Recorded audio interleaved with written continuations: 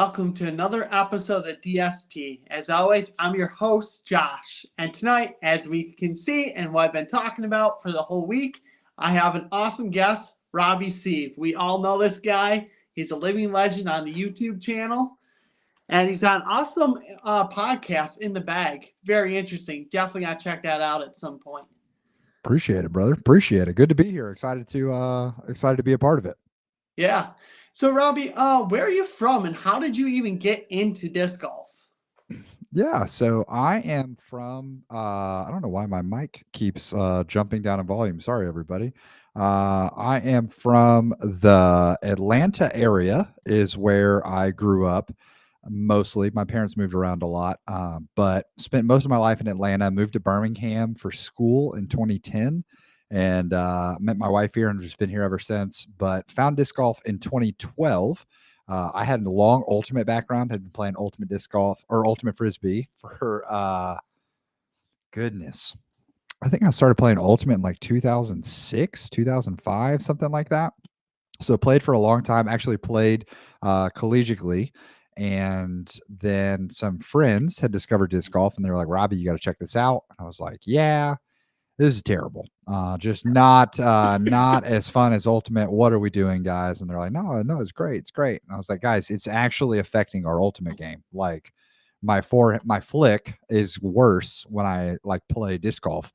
And they're like, yeah. And then my brother really got into it as well. And so my brother went up and visited him. And he also was like trying to get me into it. And then after the summer, everyone kind of came back together and my friend group had decided like, no, we're kind of all in on disc golf. And I was like, well, I like my friends. So we started playing and that was in 2012. And I chuckle because I look back at my brother wanted to get a disc golf bag. And I was just using like a tiny little like lunch sack type deal. And my grandmother actually bought two disc golf bags because she didn't know which color he wanted. And so I got the second bag. So like most of my disc golf collection has grown or started from my brother being really interested and I got his stuff. And then here we are years later where he will like tell me, oh, hey, have you like heard about this disc that's dropping? And I'm like, yeah, they sent me one. Do you want it? So it's a funny world how it has come full circle there. Yeah. So when you did ultimate, did you ever like cross paths with Brody Smith at all, or did you like look up to him like how good he was at that sport? Or yeah, for sure, I definitely did. I was at I saw Brody at multiple tournaments, but so like collegiate ultimate, most of the colleges will show up with like the large colleges. Like Brody went to Florida, so they will show up with like multiple teams, like an A team and a B team and all of that. And so Brody was always on the A team. We were not. I went to a small little college, so we never really had enough people to compete with any of the like SEC A teams. So I would see him at a tournament, but we were just always in like different divisions, basically. So very similar to disc golf in that like I was playing an MA3 and Brody was playing an MPO. Yeah, makes sense. But yeah, no, and I tell him all the like I've told him this because it's a wild connection with Foundation that I now can text Brody Smith because I learned how to play ultimate from watching Brody videos. Like a lot of my throwing techniques were from Brody. So it's like it's funny, yeah, full circle to every episode of Imposter that aired over on Foundation. Brody and I are texting about it afterwards because we both got eliminated. So it was like, yeah, it's crazy. Yeah. Well, we'll talk about Imposter a little bit later. I wasn't a big fan how it ended. It was like, that's fair. I think a lot of people weren't. Yeah. So to jump back to our little before we went down to Bunny Hill. So what's the disc golf scene like in your area? Is there like a lot of tournaments every weekend and lots of leagues, or? Yeah. So I would say when I started the like career of doing disc golf full time, I was unaware that I wouldn't consider it like a little mecca. Like we're not Charlotte or Denver where there's just a bunch of courses. Like I think Denver, Jesse from Trash Panda told me one time, I think there is like 100 courses technically within the city limits of Denver. Oh wow. Um, like it's insane. Charlotte, obviously, very similar as well. Everyone knows Charlotte to be a disc golf mecca, but yeah, I was really so I the way I would describe my disc golf area is that within 25 minutes of me, any direction, I have access to probably 15 or 16 different courses. So I've got a lot of different courses. We have tournaments. I wouldn't say we have tournaments every weekend, but probably averaging 2 a month, whether it's like a little C tier or some like a series. We also have Huntsville, about an hour and a half north of me. Hmm. So on most weekends, if there's not a tournament happening in Birmingham, there's probably something happening in Huntsville. Home of that's where I know Caden Burge from, who I Oh, got the okay. chance to caddy for, and Bo McLaughlin on Team MVP. So great people up in Huntsville. And then several hours south of us is people don't realize how big Alabama is, like top to bottom, driving through it. But Mobile is like 4 hours away, and they also have some pretty great disc golf. So, but yeah, so we have tournaments regularly. A lot of leagues. There are 2 different leagues that happen on Thursdays. And then Wednesday, I would say our league night on Wednesdays will show anywhere from 30 to like 50 people on average. So, really, really big league night on Wednesday. That's the big one. And then Tuesday, they have another league. So you can be, and Monday as well. So other than Fridays, honestly, you can be playing disc golf every night competitively, except for Fridays and Sundays usually. Yeah. Yeah, it's pretty similar to like what we have here in Western New York, and like this is kind of like something that people discover when World Amps comes here. Is Mm. like we have so many courses within like I would say within 15 miles of each other, and then it's just like every weekend we have like 3 or 4 tournaments going on, and then throughout the week, Monday through Friday, there's league night going on. It's so accessible. It's pretty cool. That's awesome. Yeah. So in your area, what is your favorite course to play, and which one do you dread playing? See, this is for people that come through. I will always recommend Inverness Disc Golf Course. It is yeah, IDG, um, and it is wooded. It's a wooded track, heavy elevation change. Like you're gonna climb. I can't. I like. I wonder. I don't know when the last time I played. I actually like just played it straight up. I'll see if I can pull UDisc up Okay. while and find around because the amount of just stairs that you climb, or because you know how like at the end of a UDisc round it'll tell you, oh, you climbed this many flights of stairs and whatever it may be. Yeah. um yeah, I love Inverness. But Inverness is 100% a course that most people will say, wow, I can't believe that you enjoy that track. Because I will take beginners to this um, course all the time. Why? Because I'm like, if you play Inverness and you want to ever touch disc golf again, you're hooked. It Yeah. is it's really tough, a lot of elevation change, like the difference between the shorts and the longs. The shorts super scoreable, very short. The longs, like we've had Chris Dickerson come play the longs, and he shot over par through the tournament at it. Oh Uh, wow. so we have like this variance. Sullivan Tipton is a name for those who like watch the Pro Tour. Sully is from our area, and that is the course that I think if Sully were to attribute being good at disc golf to playing a certain course, that's the course he would sort of point to. So I love Inverness. I think if you only got to play one course when you came through, play Inverness. It's what all the pros stop through and play. Um, so really, really great. If there's a course that I dread playing, this will probably make some people sad locally, but I would say Greg Carter Memorial because lots of people call it a baby Inverness. And almost every time that I go play that course, I'm like, yeah, I think I would have rather just played Inverness today. So it's fun. It's got it's really short, technical.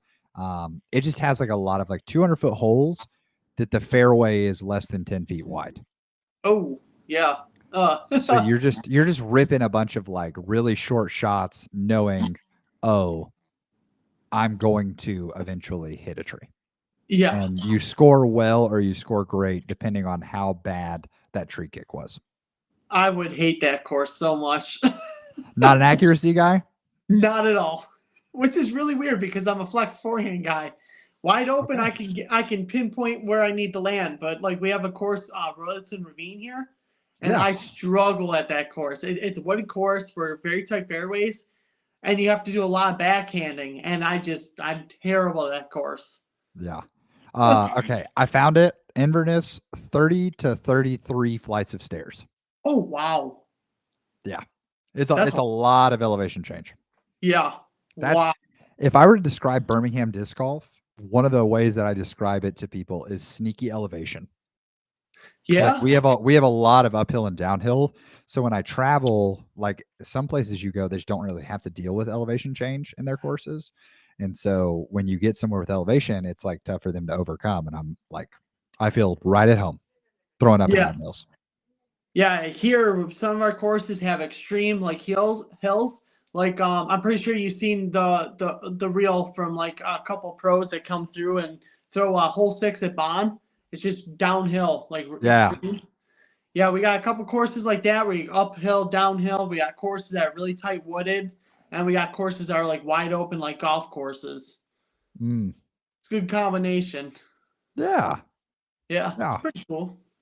Dude, I'm here for it. I love that a track can like I love a course that has diversity. I love a course that challenges you in that way, but I also I'm always happy. That's one of the ways that like I say that I didn't realize I was in a mecca for disc golf was, and I like I'm saying not a mecca compared to some, but I just am really blessed at the opportunities that I have for courses because like I have courses that are wide open, somewhat flat. That it's like, oh, I need to see a driver. I'm working on drivers right now. I need to see a disc fly. I can go Yeah, play the longs at that course and really air out some shots. Or, man, I'm really struggling with those tight technical up shots. I can go to Greg Carter Memorial and I know that for 18 holes, I'm gonna have to put a disc on a rope or else I'm taking yeah, the big score, right? So you can sort of balance between and even Inverness, it tons of elevation change. There's shorts, there's longs.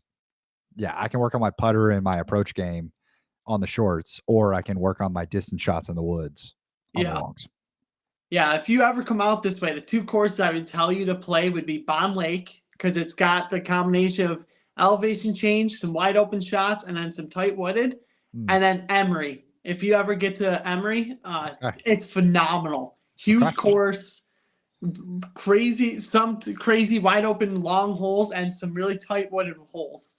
It's I love it. great. I love it. Yeah.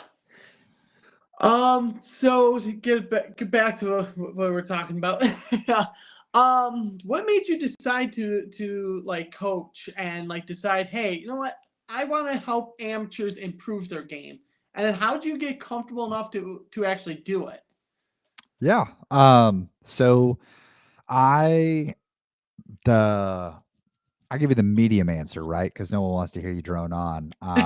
Is what I get told in my comment section quite often. But the I have a background. My undergrad was in philosophy, so I Okay. love to learn. I love to study how like just I think you can learn from anyone. You can learn from anything. And so I love that aspect of things. So because of that, I think some people are really hesitant to ever think about coaching because they just feel like they have to fully master said thing before they're willing to coach. And I think I jumped into it. So I could see a world that I say I jumped into early because I started coaching, but I also felt like part of what I was doing was working with amateurs is that trying to work with beginners, I definitely felt good enough about disc golf because I brought so many people into the sport in my life that I knew how to get you off the ground and I knew how to get you to start scoring better because I watch a lot of golf training Okay. and I think people are afraid to study the tactics of golf because they're like, it just doesn't apply, which I think is just kind of fundamentally incorrect on so many aspects of it. But I try to learn from where I can. So I try to learn from golf, saw some techniques that I thought, man, no one's talking about this stuff in disc golf. And I chose amateurs and beginners specifically because my thought was as the sport continues to grow, Mm-hmm. there will always be more beginners. So if I put out a video that says, hey, let's talk about the winners of the Las Vegas Challenge 2022, that's super relevant for like 2 months Yeah. because people, but now, like, if I were to put out a video and like, let's talk about the winners of the Las Vegas Challenge from 2022, nobody cares. It's not a relevant event. I, I'm pretty sure Calvin Heimberg won. Maybe. Yeah. That's how relevant, and I'm a big Calvin Heiberg fan. So, like, that's how Yes. relevant it is, right? So, I thought if I can teach beginners as our sport continues to grow, there will always be beginners. So, a video on how to throw over 300 feet is a problem that almost every disc golfer is going to face in their life. So, Yeah. that video has legs as long as the sport is alive. And as we continue to see a boom, that's going to help. So decided to go down that route. I just wasn't really that interested. I spent the first really six plus years of my disc golf career not really caring about the pros or following the pro scene whatsoever. Mm-hmm. Like, I knew that pros existed because their names were on my frisbees, but that was like the extent of my concern about the pro scene. So, Yeah. like, I heard Paul Macbeth was on a run in 2015. I wasn't watching Jomez to like follow that run. Yeah. So while I've been playing the sport for a long time, I'm pretty young in terms of my like love of the pro scene and things like that. But yeah, so amateurs were, that was my thing. And my other, like, I say often in my videos, I've rarely, if ever, come across a hobby that is less fun the better you are at it. Yeah. Right? Like, so for me, I can help more people have fun if they like just get better at it, and being able to be a part of people's journeys is it's wild looking back and seeing like, man, we posted our first video in March of 2020 and here we are over 5 years later. Like, it's crazy seeing Yeah. that trail of people that we've gotten to meet and be a part of your disc golf story. It's really cool. Yeah. Like for me personally, like you were like one of the first people that like your YouTube video popped up when I first got in the sport. I was like, oh, what's a backhand? What's this? What's that? And then it really helped me go from a 700 rated player up to where I am now, 900 rated. Come And on. even still to this day, like my current issue is a backhand approach shot. Terrible at them. So I Yeah. looked up your videos and I've been watching. I'm like, oh, Yeah. okay. Yeah, that flick of the wrist upshot. I'm trying to get Hunter to watch that video too from Foundation. So Yeah, we I'm love a it. forehand approach guy all day long. I can do those all Oh day. yeah, When it give me comes to backhand, that little Annie float in with the forehand. It's yeah, money. with the anvil, it's like money. Yeah. Oh yeah, that's sick. That's So, so how do you like? I was just thinking about this. Like, since you've played rounds film with like Foundation and stuff, and you've done the what was it the challenge for the content creators, yeah. and then Imposter. Like, how do you deal with like if you had a bad round on film and it's out there, and then you feel like, oh, I'm a coach, I should be doing a lot better than this. Like, how do you deal with kind of that type of pressure, or is there not really a pressure? Oh no, there's definitely pressure. I think we are in a really young sport in that aspect. So people firmly believe in disc. If you go to most every other sport and you look at some of the coaches and some of the trainers and things like that, I would say a majority of the people who are in coaching roles and whatever it may be cannot at the moment do the thing. Now there's a history of coaches, right? Like, I think I'm a Vikings fan in football. So like Kevin O'Connell was a successful football player and now he's the head coach of the Minnesota Vikings. So he has some experience in it. But I look at going to the creator challenge. I played horribly in that event. Like, it's really funny that Ezra ended up winning that event Yeah. because he also played horribly that event. Like, we gave that man 2 shots at hitting the island, one of them being from the drop zone on hole 5, and he whiffed hard both times. Yeah. Where was that, brother? And then sure enough, we get to the like actual tournament and he almost rings an ace. I was like, bro, Would have loved some of that for my round, brother. But no, I love that guy. So, yeah. So I think for me, there was this pressure when I was playing on camera and doing the thing of it does directly affect my income because there are people who just believe if he can't throw 700 feet and he's not 1050 rated, he obviously can't coach me, even though I'm 750 rated. It's like, Yeah. don't think that's true. But also, like, I work with plenty of players who are 1,000 rated that we work on different aspects of their game. Sure, I may not be the one who's out here like, let me be the guy to help you go from 550 to 600.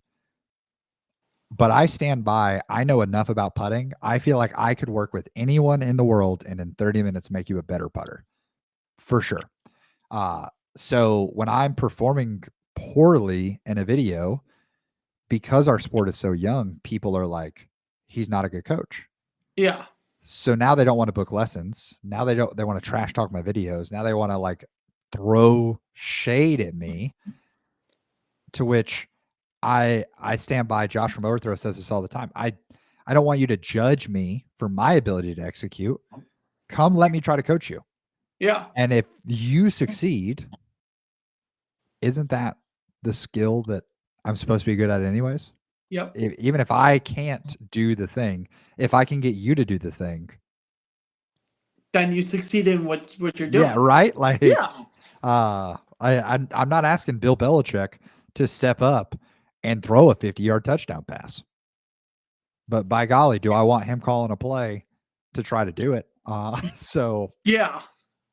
yeah, Yeah, makes sense. it's just a different skill set, and I really do. I chalk it up to we just have a really young sport, and people are just not always prepped for that, and that's okay. It takes time. Yeah. So, and I'm working. I'm also actively working on my game, doing things to try to improve. Yes. So I feel like it's important that people see that as well because I'm developing my skills as a player, but also developing every time that I get to do a lesson with someone and they're struggling to do the thing that we're trying to get them to do, I get better as a coach because I get more reps in helping people meet their goals. Yeah. So, yeah. So here's another thing that like came to my mind is like that 300-foot mark. Like so like you hear Brody all the time say, "Oh, 300 feet should be so easy." Yeah. But it's like, dude, us AMs, it is so difficult to hit that consistently. Like I can throw a forehand on a flex like 325 in open field. On a course, maybe 295. Like I struggle to hit that 300 mark. And then my backhands can't get down a course. And it's like I don't know why. It just happens, and it's just like, and I want to understand like why do the AMs put so much pressure on? Oh, if you throw 300, you're decent. If you throw 400, you're amazing. Yeah. I think one of the reasons that we have those two thresholds is 300 feet. You can do quite a few things mechanically wrong and throw a disc 300 feet. Like it is a very reachable threshold with either A, natural athleticism, or B, like if some of the mechanics we have to look at are like grip pressure, nose angle, arm speed, you can really kind of mess up two of those things and still have one be good and easily hit 300 feet. Yeah. Like I could have a slow arm, but if I've got good nose angle, I'm gripping the disc like decently, I'm probably going to be able to get a disc to 300 feet.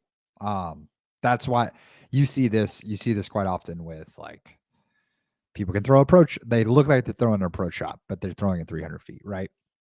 Yeah. Whereas 400, unless you are just like a freak of nature athlete who is super, super with it, it's really hard to cross 400 without those numbers all being good to great.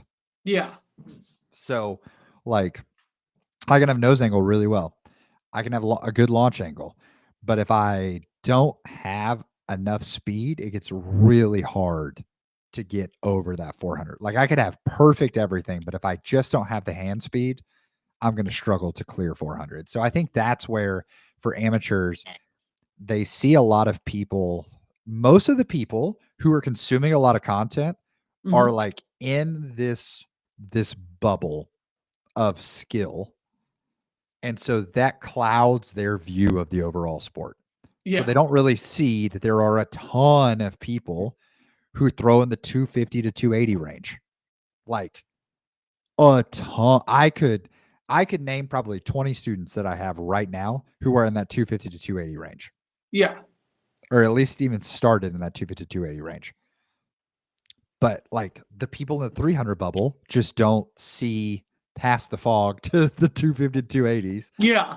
And then the people who are in the 325 to 350 bubble are like, I throw farther than the average person, but I really don't throw that much farther because when we walk up, I'm not walking significantly further to throw my drive or throw my second shot, throw my approach, whatever it may be, right? But when you throw 400, if most of the people you play with are throwing 300 to 325, that's a noticeable difference in time between when you throw your shot and I throw my shot. Yeah. So I just think that's the biggest thing is that it takes a lot of effort to crack the 400 shell. And so most people cross that 300-foot barrier with some amount of effort, but the amount of effort that it takes to jump the 400-foot, most disc golfers are just never going to care enough to do. Like when we think about the overall size of the sport, most people are just not going to cross that barrier. Yeah. And I feel like if you're an AM who could at best, like for me, like I'm never going to go on the pro tour. I'm like 34 years old already. Like there's no way it's happening ever. So like the best I could ever be is a local pro. I feel like I don't need to push myself to get that 400-foot distance to get to that local pro level. So it's like I don't need to achieve it or push it. Yeah. I've won a local MPO event and I was not throwing 400 feet consistently at that point. But my local area does not have a ton of distance holes. Like there's only a handful of holes that throwing over 400 feet actually does anything. The biggest thing it does is allows you on some of the 300-foot holes to throw a shorter disc. Yeah. All right, cool. Well, I just feel like I have accuracy with those anyways. And I'm a great putter. So like if it comes down to a putting match, I feel favored into a lot of people. So like that's where I have my strength. But if I move, like if I went an hour and a half north to Huntsville, my distance is an actual liability in Huntsville in the local pro scene because I've like people are like, have you ever thought about moving to Huntsville? And I tell people jokingly, I don't throw far enough to live in Huntsville. Like I just don't throw far enough to be up here. And if you ever like get the chance to talk to Cadence, it's the same thing. Like you can ask her. It's like the guys who were in MA1 and MA2 in Huntsville all throw 400 something feet. You're like, yeah. What do you guys eat up here? Like, what's in the water, bro? This is how do you do it? But yeah, I think there's other ways to attack the game. I think, and you're right. Like on a local pro level, if you have 350 feet of accuracy, you probably can score most local tracks pretty well. Sure, you're going to miss out on some birdies, but you just got to capitalize on the short holes. And you can pick and choose. Now, 350 on the pro tour, if you don't throw 400 on the pro tour, yeah, you're in trouble. Like that's just, you need 450 feet of accuracy on the pro tour. Yeah. Straight up. Yeah. All right. So let's dive into one of your favorite things to talk about, bags. So what is like your key, like what is the keys to setting up a bag that will make you successful out on the course? Yeah. So something that I try to talk about a lot, but I think gets overlooked in disc golf is preferred like release angle. Mm-hmm. So if I were to say, Josh, what is your preferred release angle? Anheuser. Okay. Perfect. So especially, forehand anheuser. So if someone were to walk up and they were say, oh, Josh is a beginner, let's give Josh a beginner friendly disc. Off the top of your head, you're at the Disc Golf Podcast. What kind of discs are people going to recommend? If they said, Josh, here's a beginner friendly disc, what are like 3 beginner friendly discs you would think of? I'd pick up 3 overstable discs. I would say a Felon, maybe a Saki Bomb Felon, and then give like a general. Okay. Yeah. So that's with your preferred release angle. Those are correct. Like those are great choices. if I had no idea what the preferred release angle was of a beginner, there is no shot that I'm putting a felon in their hands and going, have Figure it fun, out. Yeah. right? Because it's just not going to go anywhere. It's going to be terrible. So what I'm going to do is I'm going to give him a diamond from Latitude. Trying to stay in my trilogy mindset for you, brother. Yeah. So I'm going to give him a diamond, right? I'm going to give him a bounty. Mm-hmm. Great disc, overlooked by a mile. Like I have so many like understable discs. That's where I'm going to land on 90% of the time. The problem is that if I put a diamond in your hand and said, all right, Josh, go Anheuser forehand this thing. We all know that's terrible. Like it's just not going to go well. It's no. So I want to know your preferred release angle. So one of the things I worked in our local shop for about 2 years, just on a certain day of the week, I would go in, and that was one of my favorite things. So we got a tech disc in the shop, and so we'd have a net set up. That's where I would do like in-person lessons quite often. But I would always say like, hey, here's a disc. Just go rip it into the net a couple times. And I would watch how they ripped it into the net. And from there, I would go out and build a bag. So the biggest key to setting up a bag is identifying your preferred release angle. Mm-hmm. I remember having a conversation with one of my dear friends, Ryan, and Ryan is he's an Anheuser backhand release guy. Throws everything on Anheuser, very Gannon Burr-esque, which is good company to be in. We were talking about the Trash Panda Dune, which is a neutral to understable mid-range. So I am trying to describe he's trying to describe the Dune to someone else. And he's like, this thing is so flippy. It's just super, super flippy. Be ready for that. And that would be, it's very Fuse-like for the trilogy audience. Truly. Yep. Very Fuse-like. I would not describe the Fuse as super flippy. I would describe it as flippy, neutral to flippy, depending on your arm. Very neutral. Yeah. Yeah. But if I throw the Fuse on Anheuser's release angle at all times, then yes, it is going to feel super flippy. But the guy he was describing to, his natural release angle was Heiser. Oh, yeah. So I'm definitely not going to describe the Fuse as super flippy to a Heiser release guy. It's going to stay in Heiser. It's never going to flip up, right? Yeah, unless you throw really far or really hard or you have a seasoned one. In that case, you may get some turn out of it or like get some flip up, right? But yeah. You're probably better off jumping even further on the understable side. So that's to me, that's a big key, is finding that and then having like sort of, if that's my preferred release angle, what is a disc that's neutral to that? So if we're talking a Anheuser release forehand, then I would want to say, okay, so I want a disc that is maybe not silly overstable like a Lucid X Chameleon felon. Mm-hmm. That's not neutral at all. That's overstable. Yeah. But maybe like a Fusion felon could work, or maybe you jump over to like a getaway. Yeah. Right? And you go, okay, a getaway thrown on a flex forehand is going to have some immediate turn to it, but it also has some finish to it on the end. Mm-hmm. So the getaway, that's going to be the start. And then I'm going to go flippier than that, and I'm going to go overstable to that. And I kind of think about that in my putter, mid, fairway, distance driver. Distance driver is the last place I go, just because if you don't have the arm speed, then maybe we just don't have those.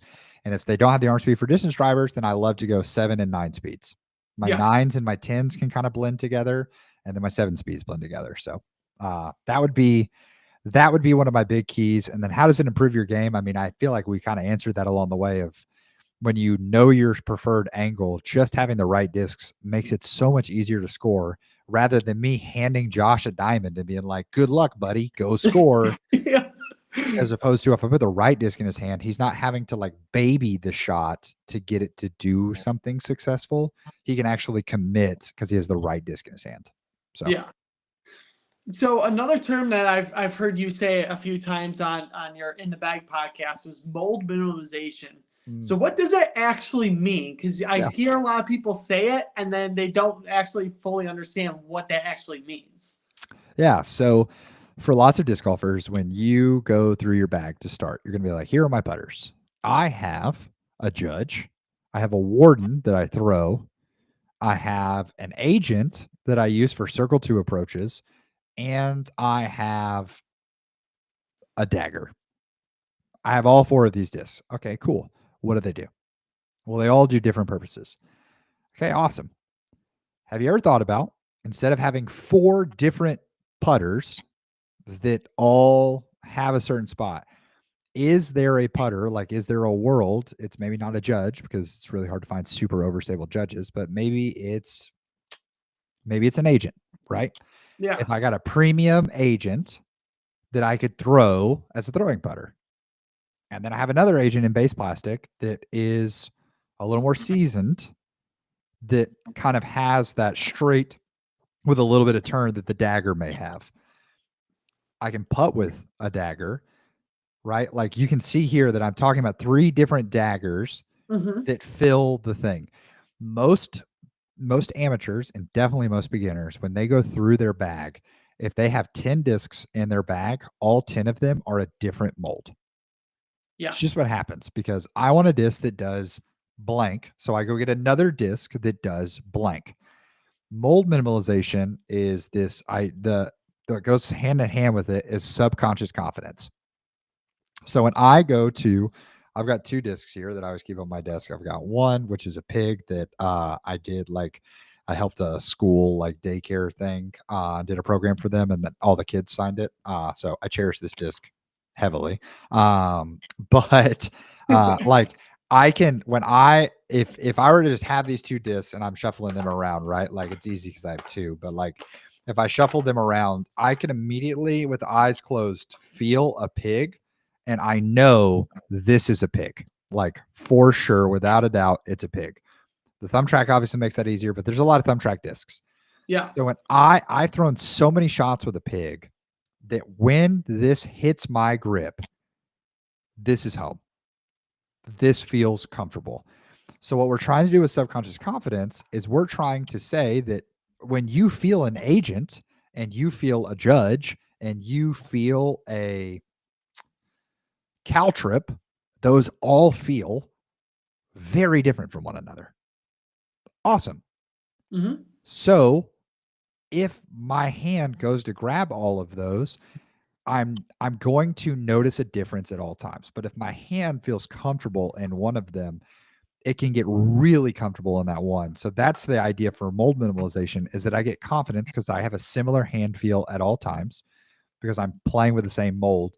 And then what I do is that subconscious confidence carries into having multiple shots because I allow a disc to stay in my bag long enough that it actually seasons into a different flight. So I don't know if this podcast also comes out in audio only, but for the like visual watchers, directly above my head is this blue putter. That's Precious Child. I refer to it all the time on the channel. I just got an ace with Precious Child. It, after being in my bag for over 5 years, had never aced. But that, everyone knows a pig to be an overstable punt approach disc. You can throw it and then it fades. It finishes on forehand. It finishes right for right-handed players, left for backhand. That pig I could throw on this much hyzer and it would literally stand up and turn. That's pretty cool. Which is unheard of for a pig. Yeah. But I had it in my bag for that many years that I knew that's what it did.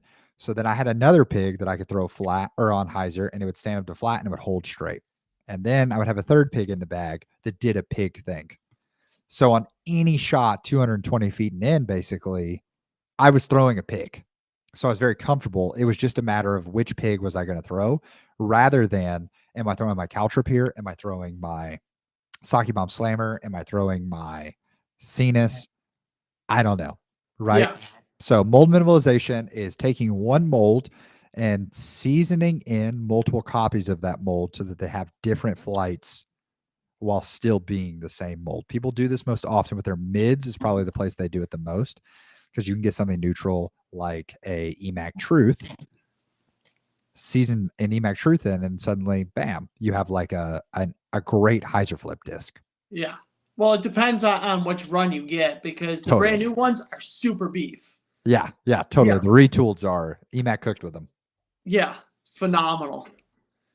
So since we're talking about bags, what actually is in your bag? If you were going to a tournament tomorrow, what would be in your bag? Yeah. So starting at the top, working its way down. This is fun because I released a video last week or the week before talking about 5 discs are on the chopping block in my bag. So I have reworked a couple things based off of that. Some of it trial will probably change, but some of it seems to be working out for me. So Yeah. at the top end, I have 3 destroyers in the bag. Just a classic. Of those 3 destroyers, one is silly overstable Halo Star. And then I have 2 Star Destroyers. One is for forehands, one is for backhands. And then another thing that's really weird about my game is that my forehand is notably better than my backhand. So I do have I can get a forehand to 450, but Wow. a backhand crossing 400. It's a good rip. It's definitely not as common. So I have to have discs that are better for the forehand than the backhand, just because of having the options there. So I have forehand and backhand destroyer. One of them is the backhand one's named Shadow. I got it from Josh White at Overthrow, and it is an AJ 2-line destroyer, which is my favorite run of destroyers. And it is just covered in ink. It's just black on the top. Someone let their kid hit it with a Sharpie and just black the whole top of it out. So it is hideous, but it's so good. It's so good. And then I have 2 Wraiths in the bag. 1 or 2 Wraiths. I think I have 1 Wraith in the bag right now. I have 1 Wraith in a Procyon, the Trash Panda Procyon, one of their newest molds. Not the newest, but one of the newest. Yeah. It's like a seasoned Wraith right out the gate. So those are the distance drivers. And then for controlled drivers, I have an MVP Trail. Really, really great. Probably my favorite disc of the last 2 years. And then currently I have Foundation in their subscription box did a new prototype mold that they have not named. There's currently a competition or something where people can submit names, but it hasn't been named yet. And I have it in the bag. It's like a seasoned Thunderbird. It's a season getaway. Very, very similar. It's imagine a getaway that you could throw consistently on hyzer and watch it stand up. Oh, that'd be sick. Yeah, that's what it is. Kind of like a St. Pro in a way. Yeah, but faster. A little bit faster because St. Pro's like an 8 speed, I think. Yeah, St. Pro's are 8 speeds. Yeah, this one's a 9 or a 10, depending on where it's going to land. So a little bit faster. The Trail and the unnamed disc are really great because they just make me not really want to throw distance drivers very often because I can just get a lot of distance out of them. So I lean into both.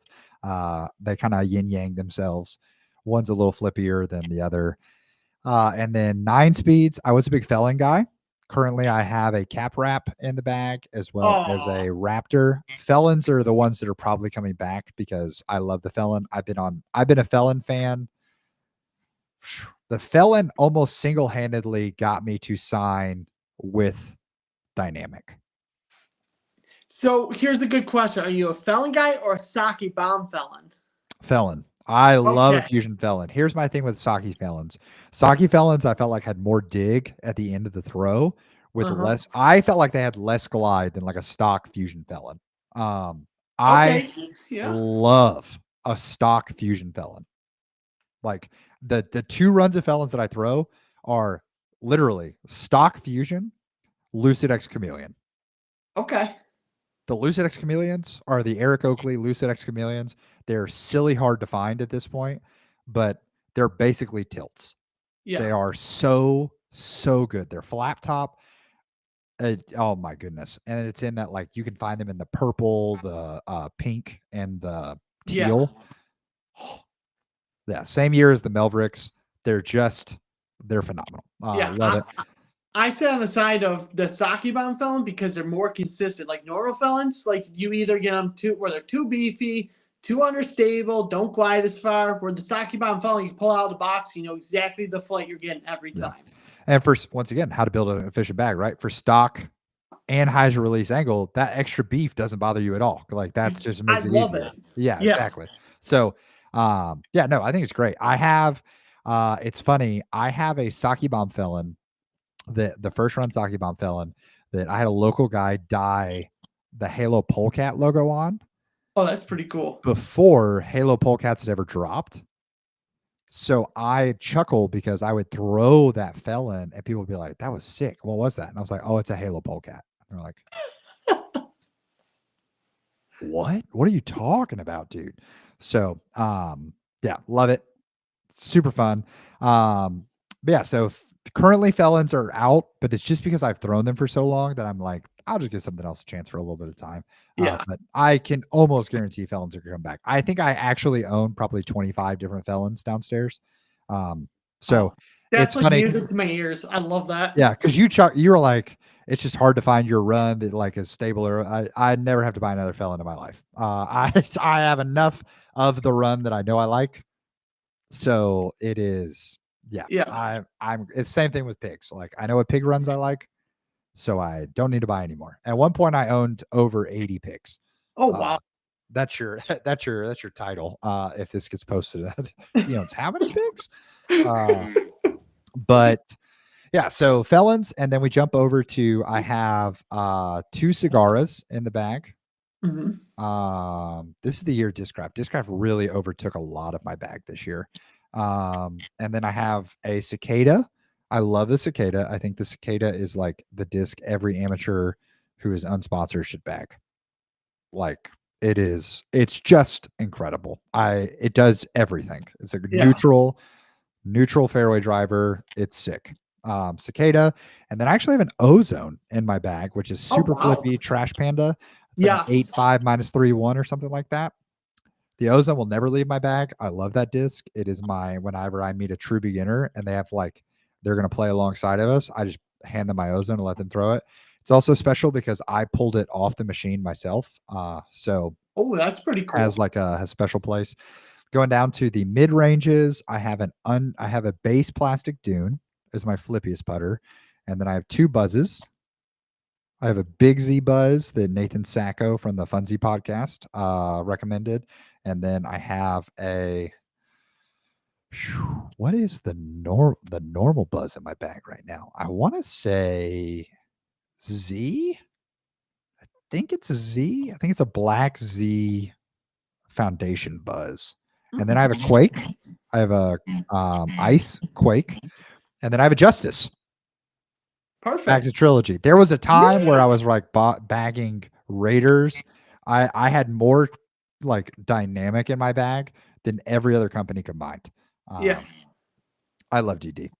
Danny Lindahl will always be a hero of mine. EMAC is the man. I love that guy to death. He is someone who every time I'm at an event, I'm like, gotta go find EMAC. Gotta go chat with him for a few minutes. Yeah. Uh, I'll tell you, it made me really sad. Someone walked up to me at USDGC and asked me to sign a disc while EMAC was standing right there.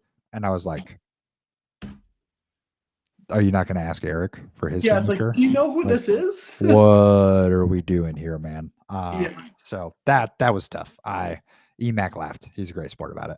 Yeah. But yeah, so yeah, Buzz, Quake, Justice. Love my Justice. I almost should you should talk to the people and I'll have to go get my Justice because it's a digi. Uh there was a run of stamps that's like digi stamps. Not the number on the bottom, that's a whole different thing. Yeah. But they had a little bit with the Marvel licenses. So Ooh. they did a digi stamp. I have a digi stamp Hulk punching. It's like a mini stamp, and then someone died in explosion for half the disc. It's sick. That's pretty cool. It's one of the coolest discs I own. And then putters, I have a Zone OS. I have a Polecat. I putt with Wizards in the Birdie Blend plastic that I cooked up with Gateway. And then this is the biggest change to the bag of recently. After Precious Child Aced, currently there's no pigs in my bag. What? Currently none. We're trying it out. I have a zone I have a ringer top zone. I have a jawbreaker zone, Okay. and then I have a gateway chief. Ooh. So that's the bag. That's Bang. pretty good. Pretty good bag. very well spread out. And I found it very interesting that you have a huge selection of mids. Where like my bag, it's more fairways than anything else. Yeah, yeah. If I was a forehand dominant player, I probably would not have as many mids as well. But my mids are my most comfortable disc to backhand by far. Yeah, Yeah. So I can get a and like mid anywhere from like 290 to 320. So for lots of my courses, that's a plenty amount of disc. yeah, and when it comes time for me to backhand, I'm grabbing a Saint Pro 9 out of 10 times. I That love it. that disc is easy to throw. I love it. Yeah. Yeah, I that was my biggest. So I had a spot where I was talking with Dynamic before I signed with Innova, and that was the biggest struggle I had was that mid-range area because at the time the only verdicts were being made were the Lucid X Chameleon Chris Clemens ones. They Yeah. were like they looked like spaceships. Had that like weird bubble in the middle and they're like silly overstable. Yeah. Yes. Yeah. And it was like those were the only verdicts that you could get your hands on. And so I just couldn't find a mid. Like I was running the Lucid X Chameleon EMAC Truths. And if it like after like 3 rounds, I remember playing a tournament through one and I was like, that's gonna fade. That's gotta fade. And literally it's just held straight Great. Yeah. into the OB. It was like it was a silly shot. It was like 320 something feet in front of me. And I was like, there's no way that I get an EMAC Truth there, but it's also going to fade. So I'll be fine. And it was just like, whoa. Yeah.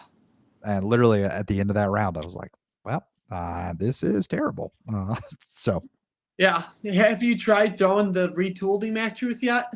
yeah, the retooled EMAC Truth did exactly what it needed to do, which was It's phenomenal. it's a run that exists. It's not as overstable as the verdict, but it also, I know that if I throw it on hyzer, it's going to fade, Yep. which was not the case for most EMAC Truths.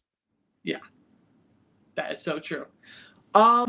So do you tell your students, like, where do you sit with having your students or people that you coach like field work? Is it beneficial to get out and get to the field work? And then when you do field work, is it more to try and get your distance or learn how to be more accurate for the course?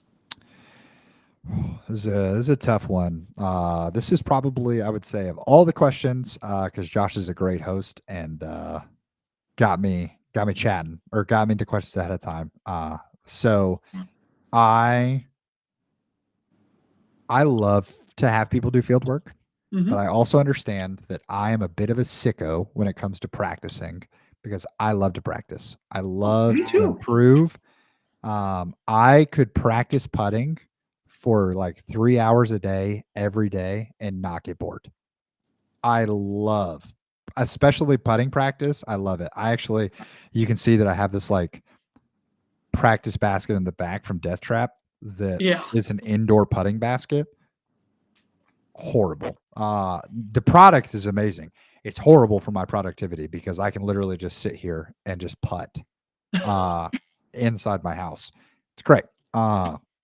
So I love to practice. I tell my students, I want you to have fun with the sport. I never want you to get burnt out. I never want you to do something that's going to cause you to have ill feelings about the sport.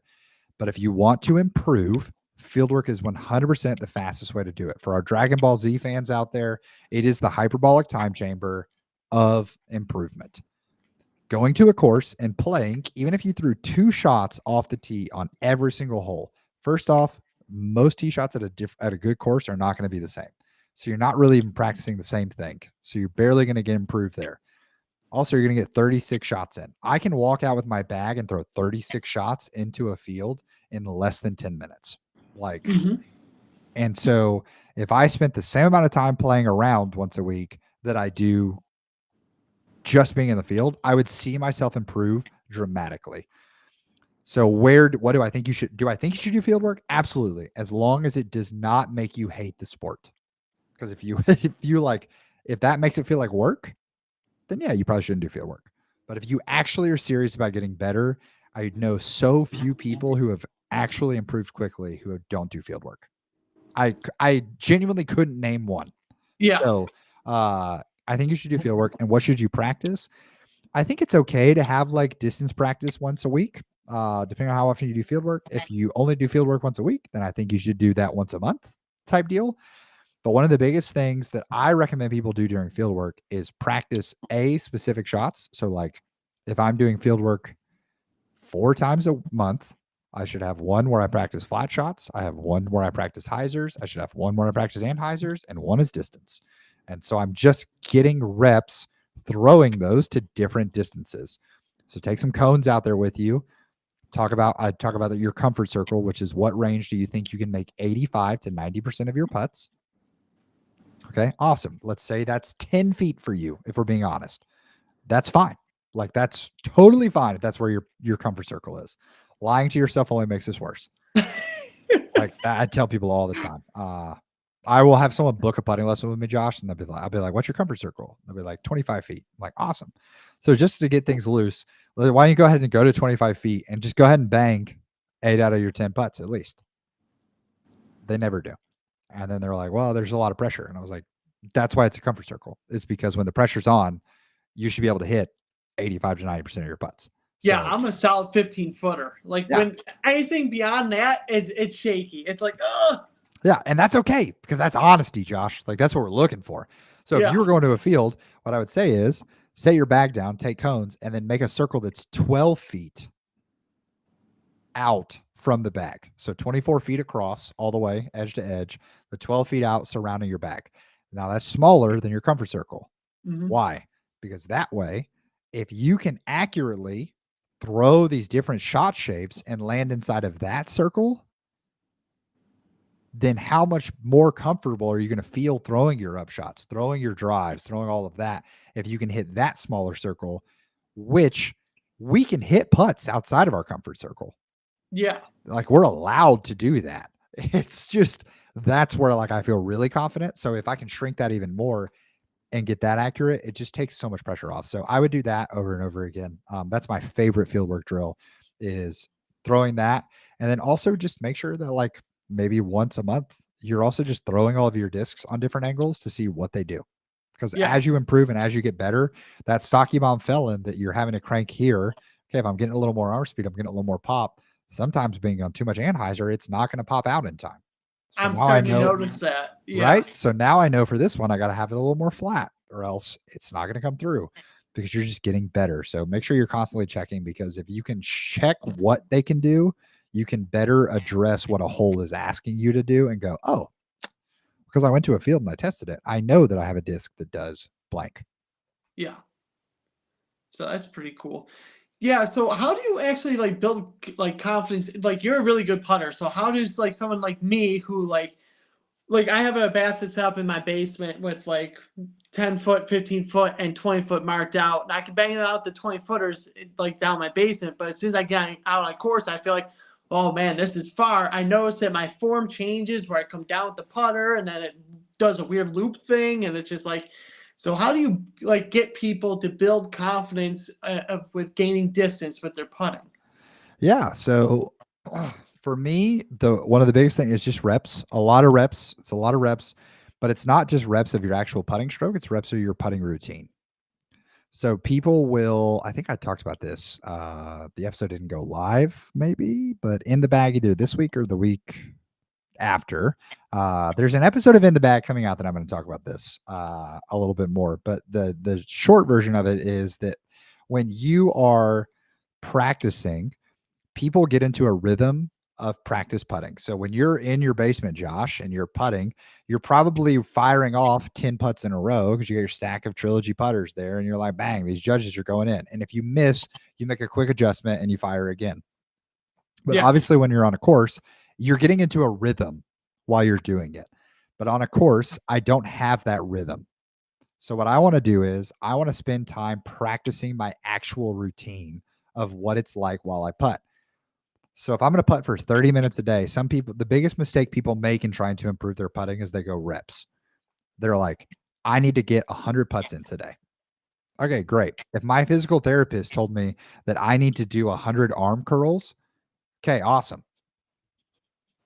Yeah. Like, right, I can just do this over. That's not helping me do anything because it's not a good rep. The same thing is true in putting. People are like, I need to get 100 reps. So they just bang, bang, bang, bang, bang, rapid fire, shoot the shots.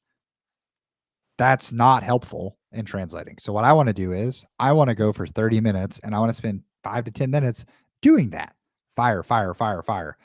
And then for the last 15 minutes, I want to walk up, place my mini marker down, do my routine, throw a putt. My putting routine generally takes about 12 to 15 seconds. So that means I'm, instead of firing off 10 putts in a minute, I'm only firing off 4.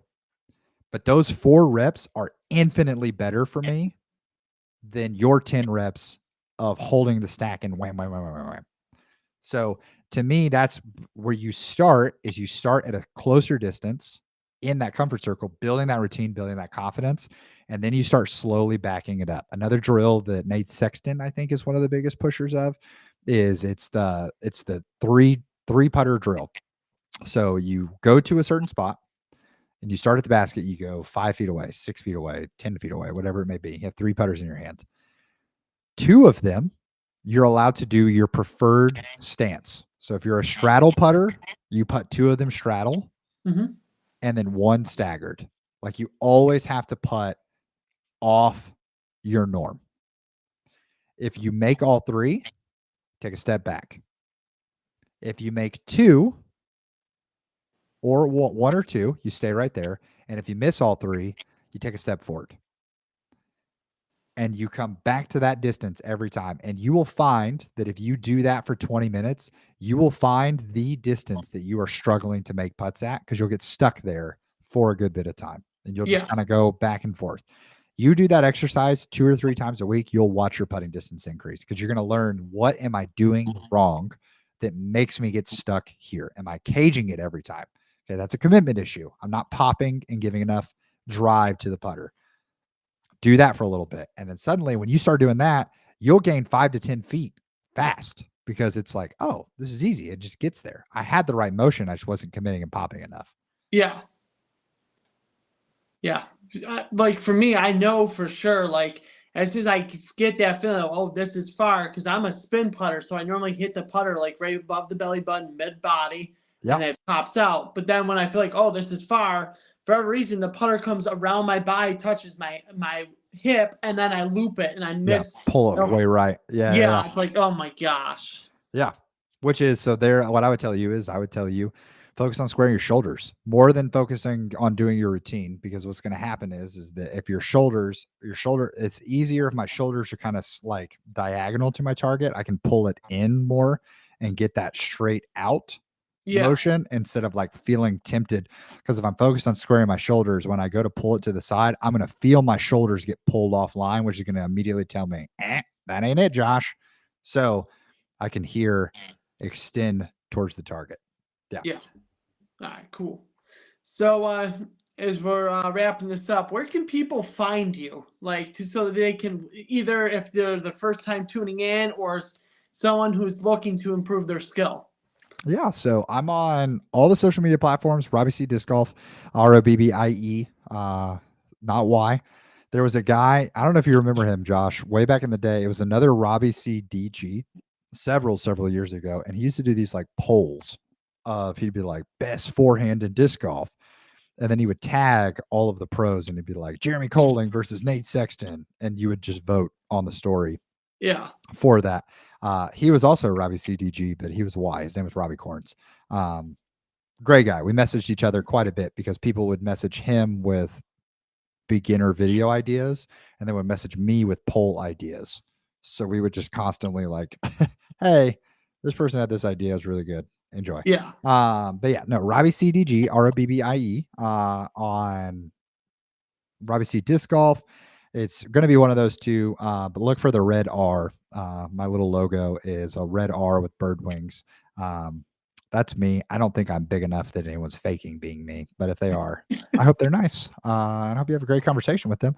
But YouTube is the main platform. We upload twice a week on Tuesdays and Thursdays, and we go live at 12 o'clock Eastern, because I know we got an Eastern audience here. So 12 o'clock Eastern. And yeah, 2 videos a week. We have a great time with it. And we've got next week, I'll give you guys a little exclusive preview. On Tuesday, we're dropping our next edition of the Buzz Battle, where we're competing the Buzz against competing mids. We're going to the House of Discs, so trilogy adjacent, with the MD3. And then on Thursday, shot a video with the Foundation guys, and we are doing superpower disc golf. Ooh. Your choice between 2 superpowers that you think will help you score better. And Trevor and I end up on one superpower, Hunter's on the other, and we see who wins over 9 holes. Oh, that's pretty cool. Have a little Thanksgiving treat. That's going to be awesome. So do you have any questions for me as we wrap this completely up? Yes. Okay. So if you could delete 2 discs from the world, like they just don't exist anymore, they're gone, what 2 discs are you getting rid of? Ooh, this is going to be tough because I really don't know brands too well outside Trilogy because I've only really thrown Trilogy. 2 modes from Trilogy that I personally do not like. Let's. I would get rid of the diamond just because it's kind of annoying. It's kind of like, you see it out there so many times, and people like think that they could throw it far. It's like, how about you try an actual disc and then kind of learn how it goes.